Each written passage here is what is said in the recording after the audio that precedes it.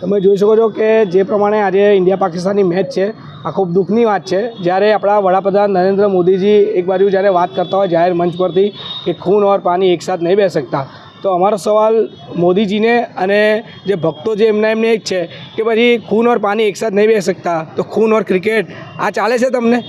વસ્તુ વિચારો તમે કે જે 26 લોકો જે ગુજરી ગયા હતા આજે એમના ઘરમાં કેવો માહોલ હશે।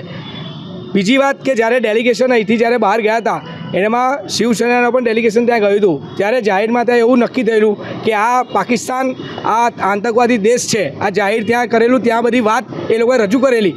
તો હવે કયા મોડે આ લોકોએ એ જ આતંકવાદી દેશ જોડે તમે મેચ રમવાનું નક્કી કર્યું? એટલે તમે એક બાજુ હિન્દુત્વની વાત કરો, એક બાજુ દેશભક્તિની વાત કરો, અને આ છે તમારી દેશભક્તિ? તમારે શીખવા જેવું છે કે જ્યારે થોડા આ હુમલો થયો એના પછી જ્યારે એક લેઝન્ડની જ્યારે મેચ ચાલતી હતી ત્યારે એ લોકો જીતીને આગળ ગયા ત્યારે યુસુફ પઠાણ હોય, ઇરફાન પઠાણ હોય, યુવરાજ સિંહ હોય, હરભજન સિંહ, આ સિનિયર ક્રિકેટરે એમની મેચ જ્યારે ખબર પડી કે સામે કોણ છે તો કે પાકિસ્તાન આવ્યું છે સેમિફાઇનલમાં, એમને મેચ છોડી દીધી સાહેબ। આ છે દેશભક્તિ। પણ આ લોકોનો વાંક નથી। આજે સત્તામાં બેઠેલા છે, જે વેપાર કરવા બેઠા છે એ લોકોનો વાંક છે। આજે એમને વેપારની ચિંતા છે, દેશની ચિંતા નથી। એટલે જ વડોદરા શિવસેના દ્વારા અને પક્ષ પ્રમુખ ઉદ્ધવ બાળાસાહેબ ઠાકરેજીના આદેશ અનુસાર વડોદરા તેમજ સમગ્ર ગુજરાતમાં આજે અમે પાકિસ્તાનનો વિરોધ કર્યો છે।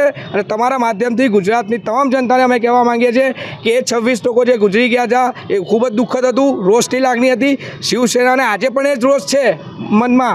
તો અમે તમને બધાને એક આહવાન કરીએ છીએ, એક અપીલ કરીએ છીએ કે આજની જે મેચ છે એ મેચ જોવાનું ટાળે।